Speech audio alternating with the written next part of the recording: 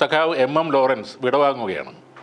തീർത്തും യാഥാസ്ഥിതികമായ ഒരു കുടുംബത്തിൽ ജനിച്ച എം ലോറൻസ് വിദ്യാർത്ഥി ആയിരിക്കെ തന്നെ സമരമുഖത്തേക്ക് എത്തപ്പെടുകയായിരുന്നു. ഇടപ്പള്ളി പോലീസ് സ്റ്റേഷൻ ആക്രമണം പോലെയുള്ള അങ്ങേയറ്റം സാഹസികമായ കേസുകളിൽ പ്രതിയായ സഖാവ് ലോറൻസ് അതിൻ്റെ പേരിലുൾപ്പെടെ ദീർഘകാലം ജയിൽവാസവും പോലീസ് മർദ്ദനവും ഏറ്റുവാങ്ങിയിട്ടുണ്ട്. 1950 ഫെബ്രുവരി 28 വെളുപ്പിന് 2 മണിക്ക് നടത്തിയ ഇടപ്പള്ളി സ്റ്റേഷൻ ആക്രമണത്തിൽ 2 പോലീസുകാർ കൊല്ലപ്പെട്ടിരുന്നു. തങ്ങളുടെ 2 സഹപ്രവർത്തകരെ കമ്മ്യൂണിസ്റ്റുകാർ കൊന്നത് പോലീസിനെ അക്ഷരാർത്ഥത്തിൽ ഭ്രാന്ത് പിടിപ്പിച്ചിരുന്നു. ഒന്നിനു പുറകെ ഒന്നായി സഖാക്കളെല്ലാം അറസ്റ്റിലായി. സഖാവ് KU ദാസിനെ പോലീസ് ആലുവ സ്റ്റേഷൻ ലോക്കപ്പിലിട്ട് മർദ്ദിച്ച് അവശനാക്കി. ആ മർദ്ദനത്തിൽ മരിച്ച ദാസിൻ്റെ മൃതദേഹം വീട്ടുകാർക്ക് വിട്ടുകൊടുക്കാതെ പോലീസ് തന്നെ മറവ് ചെയ്തു. എം ലോറൻസും വിശ്വനാഥ മേനോനും KC മാത്യുവും NK മാധവനുമെല്ലാം വളരെ ക്രൂരമായ മർദ്ദനമാണ് അന്ന് ഏറ്റുവാങ്ങേണ്ടി വന്നത്. അന്നത്തെ സ്റ്റേഷൻ ആക്രമണത്തിൽ കൊല്ലപ്പെട്ട പോലീസുകാരിൽ ഒരാളാണ് മാത്യു. അദ്ദേഹത്തിൻ്റെ പുത്രൻ ജോസ് ആണിപ്പോൾ മാധ്യമങ്ങളോട് സംസാരിക്കുന്നത്.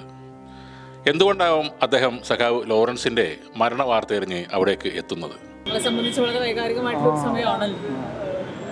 ലോറൻസ് എന്നെ സംബന്ധിച്ചിടത്തോളം എൻ്റെ ഒരു പിതൃതുല്യനായിരുന്നു. ഒത്തിരി സ്നേഹമുള്ളൊരു വ്യക്തിയാണ്. ഇടയ്ക്കിടയ്ക്ക് പുള്ളി ആശുപത്രിയിലായിരുന്നപ്പോഴും പുള്ളിയുടെ മൂത്തവൻ സജിയുടെ വീട്ടിൽ ഞാൻ വെച്ച് കണ്ടിട്ടുണ്ട്. ഒരു എന്താ പറയുക, ഒത്തിരി കാരുണ്യപൂർവ്വം എന്നോട് പെരുമാറിയ വ്യക്തികളിൽ ഒരാളാണ്. കാര്യം ആ ഇടപ്പള്ളി സംഭവത്തിൽ എൻ്റെ അച്ഛൻ മരിച്ചുപോയെങ്കിലും ആ ഒരു എന്താ പറയുക, ആ ഒരവസ്ഥയിൽ അദ്ദേഹവും എൻ്റെ അച്ഛൻ എൻ്റെ അച്ഛൻ്റെ ഡ്യൂട്ടി ചെയ്തു, അദ്ദേഹത്തിൻ്റെ ജോലി ചെയ്തു.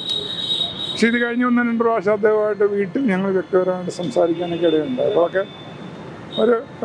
ഒരു പിതൃതുല്യനായ സ്നേഹത്തോടു കൂടിയാണ് എന്നോട് പെരുമാറുന്നത്. അദ്ദേഹത്തിൻ്റെ മരണം കേട്ടപ്പോൾ ബോണി സാറാണ് എന്നെ വിളിച്ചു പറഞ്ഞു, ഇങ്ങനെ ആദ്യ സാർ മരിച്ചു. അത് കഴിഞ്ഞ് പുള്ളിയുടെ മോൻ വിളിച്ചു പറഞ്ഞപ്പോൾ ഒരു വർഷത്തിൽ എന്തോ ഒരു നഷ്ടബോധമാണ് എനിക്കുണ്ടാകും.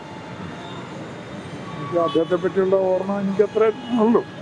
അല്ല, ഞങ്ങളുമായിട്ട് സംസാരിച്ചിട്ടുണ്ട് ചില ഒന്നിൻ്റെ കാര്യങ്ങൾ. കാരണം എൻ്റെ അച്ഛൻ്റെ എന്താ പറയുക, മരിച്ചടക്കിയ പറവൂർ കോട്ടക്കാപ്പള്ളിയിലാണ്. അപ്പോൾ അവിടെ ഒരു ഫലകം ഞാൻ വെച്ചിരുന്നു. ഒരു ആ ഫലകം അവിടെ അച്ഛനൊരു എന്നോട് പോലും ചോദിക്കാണ്ട് അത് എടുത്തു മാറ്റി. അപ്പം ഞാൻ ലോറൻസിലൊക്കെ വന്നിട്ട് ചോദിച്ചു, ഞങ്ങളിങ്ങനെ എൻ്റെ അച്ഛൻ്റെ ഒരു ഫലകം ഉണ്ടായിരുന്നത് പള്ളിക്കാരെടുത്ത് മാറ്റിയിട്ട് അങ്കിളിന് എന്തെങ്കിലും ചെയ്യാൻ പറ്റുമോ? പക്ഷെ നോക്കട്ടെ ജോസഫ്, എന്നെ തോളെ തട്ടിക്കൊണ്ടാണ് പറഞ്ഞത്, നോക്കട്ടെ എനിക്ക് ചെയ്യാവുന്ന വിധത്തിൽ എന്തെങ്കിലും വിധത്തിലൊക്കെ ചെയ്തു തരാം. അപ്പോൾ ആ ഒരു എന്താണ് പറയുക, എനിക്കറിയില്ല. ഇപ്പോൾ അദ്ദേഹം എൻ്റെ അച്ഛനോട് വൈരാഗ്യമുള്ള ഒരു വ്യക്തിയായിരുന്നിരിക്കും എൻ്റെ. അപ്പം ആ ഒരു പുള്ളിക്കെന്തോ എന്നെ കാണുമ്പോൾ ഒരു എന്താ പറയുക, ഒരു മകനെ എൻ്റെ പിതൃതുല്യ സ്നേഹമായിരുന്നു ഉണ്ടായിരുന്നു. എനിക്ക് പറയാനുള്ളൂ. ജോസിൻ്റെ അച്ഛൻ മാത്യുവിൻ്റെ കല്ലറയിൽ ജോസ് ഒരു ഫലകം സ്ഥാപിച്ചിരുന്നു. എന്നാൽ അത് അവിടെ നിന്നും എടുത്തു മാറ്റാൻ പള്ളിയിൽ നിന്നും ഒരു നീക്കമുണ്ടായിരുന്നു. അന്ന് ജോസിനെ സഹായിക്കാൻ എത്തിയത് എം ലോറൻസ് ആണ്. ആ കല്ലറയും ഫലകവും അവിടെ നിലനിർത്താൻ മുന്നിൽ നിന്ന ആളാണ് സഖാവ് ലോറൻസ്. അപ്പോൾ മുതലുള്ള ബന്ധമാണ് ഇവരുടേത്. തീർച്ചയായും തൻ്റെ പിതാവ് കൊല്ലപ്പെട്ടത് വ്യക്തിവൈരാഗ്യം കൊണ്ടല്ലെന്നും ജനങ്ങളെ അടിച്ചമർത്തുന്ന അന്നത്തെ സിസ്റ്റവും അതിനെതിരെ പോരാടുന്നവരും തമ്മിലുള്ള ഒരു ഏറ്റുമുട്ടലാണെന്നും അദ്ദേഹത്തിന് അറിയാവുന്ന കാര്യമാണ്. സഖാവ് ലോറൻസ് യാത്രയാകുമ്പോൾ ഇതേപോലെ പലർക്കും പല ഓർമ്മകളും പങ്കുവെക്കാനുണ്ടാകും.